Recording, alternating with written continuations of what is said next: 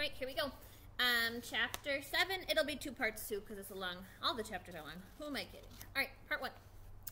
So he just on the cave kind of area to have shelter and went and was sleeping in there, and he found berries and he ate a bunch of those, but he was still hungry and it wasn't making his stomach feel the best. So that's kind of what the last chapter was. All right, chapter 7. Mother! He screamed it, and he could not be sure if the scream awakened him or the pain in his stomach. His whole abdomen was torn with great rolling jolts of pain. Pain that doubled him in the darkness of the little shelter, put him over and face down in the sand to moan again and again, "Mother, mother, mother!" Never anything like this. Never. It was as if all the berries, all the pits had exploded in the center of him, ripped and tore at him.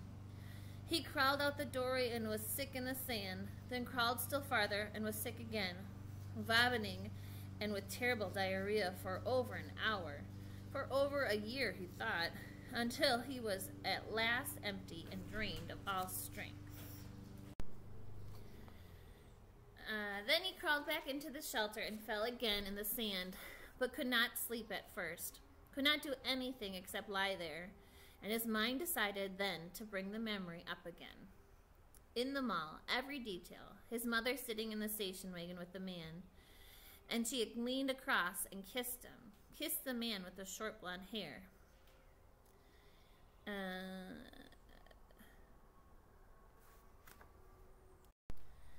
The memory was so real that he could feel the heat in the mall that day, could remember the worry that Terry would turn and see his mother, could remember the worry of shame of it, and the memory faded as he slept again. Awake. For a second, perhaps two, he did not know where he was still in sleep somewhere. Then he saw the sun streaming in the open doorway of the shelter, and heard the close, vicious whine of mosquitoes, and knew. He brushed his face, completely welted now with 2 days of bites, completely covered with lumps and bites, and it was surprised to find the swelling in his forehead had gone down a great deal, was almost gone. The smell was awful, and he couldn't place it. Then he saw the pile of berries at the back of the shelter and remembered that night of being sick. "Too many of them," he said aloud. "Too many gut cherries." He crawled out of the shelter and found where he'd messed the sand. He used sticks to clean away the best he could, cover it with clean sand, and went over to the lake to wash his hands and get a drink. It was still very early, only just past true dawn, and the water was so calm he could see his reflection. It frightened him. The face was cut and bleeding, swollen and lumpy, and the hair all matted on his forehead. A cut had healed but left the hair stuck to the blood and scab.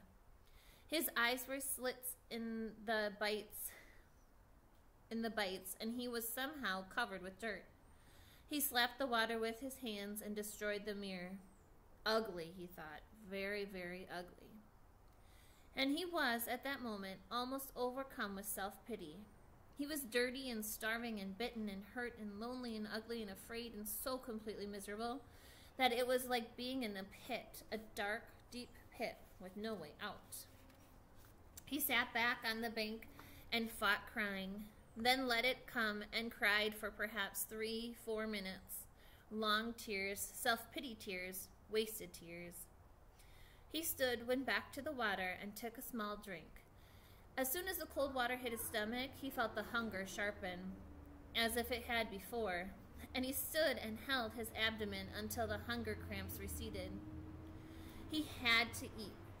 He was weak with it. Again, down with the hunger. He had to eat. Back in the shelter, the berries lay in a pile where he had dumped them when he grabbed his windbreaker. Gut cherries, he called them now, in his mind. And he thought of eating some of them. Not such a crazy amount as he had, which he felt brought the sickness in the night, but just enough to stave off the hunger a bit. He crawled into the shelter. Some flies were on the berries, and he brushed them off.